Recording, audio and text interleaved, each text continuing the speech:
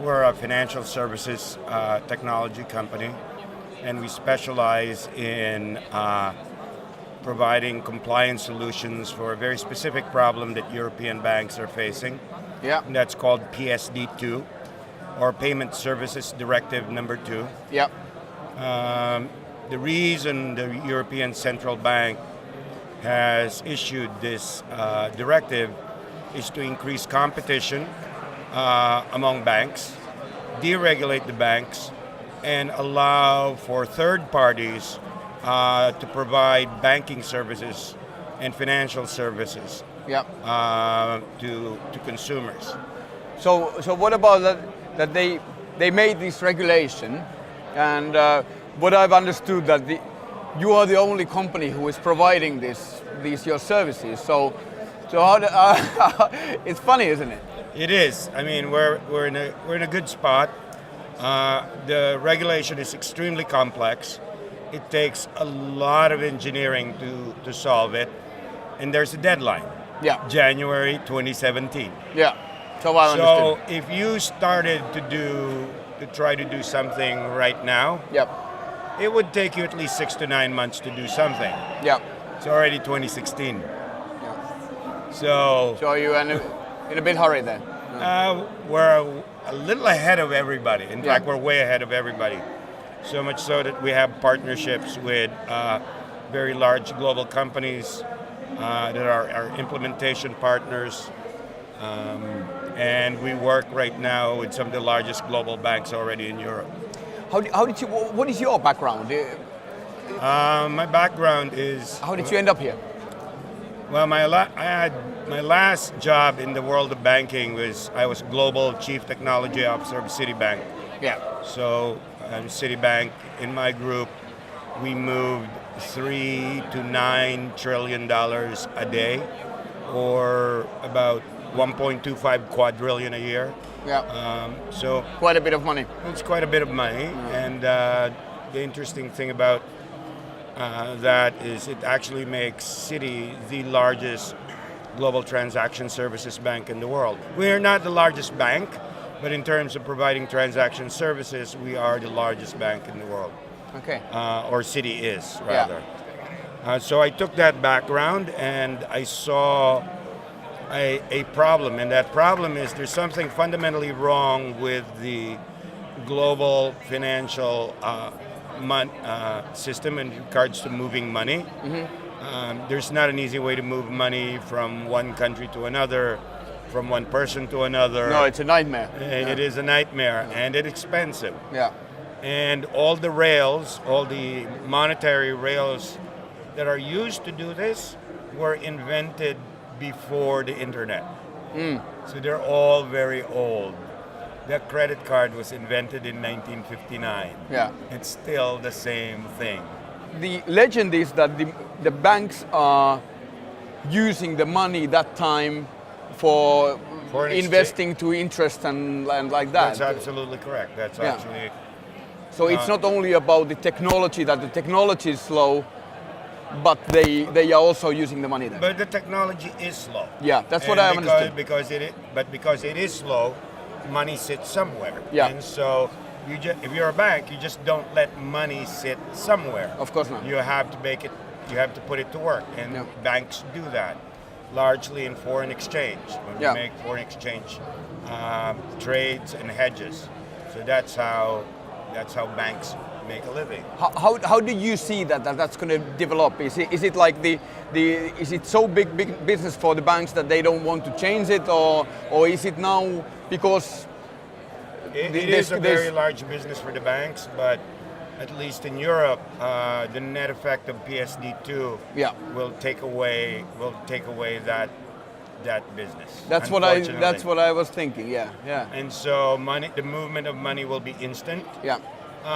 But at the same time, while you're taking away the business of basically the float, currency floats, you're also opening up a new business, because PSD2, the way we've designed it, the implementation is, it allows banks to create new lines of businesses. Yeah. So it's not just a compliance cost, it's actually a net new revenue opportunity for banks. Yeah, but the way we've implemented it is banks will actually make a lot of money. Yeah. And legally and in full compliance of the law and the regulations set forth by the ECB. Very good. So that's your actual business, is that you provide these services for the banks and you bring more business for them. Yep. Very good. And so what about how do you see the future? Now this regulation came. What do you think? What's going to happen next? The financial world is changing. Like everything is turning around. So the banks are not anymore the central of everything. I think more and more banking services are going to be decentralized, meaning that the large banks are going to continue to lose market share, to be honest. Yeah. Because a lot of the services are being created by young companies, companies that lend money, companies that do credit scoring. Banks used to do all of this. Yeah, but now all of these companies, everything from insurance, credit scoring, lending, person-to-person payments, they're all being done by non-bank players. Yeah. So the role of the banks is going to diminish, but banks will never disappear. Banks will never disappear. I agree. They will never disappear. They are just changing. They will change. They have to adapt, but they will never disappear. And the reason is quite simple.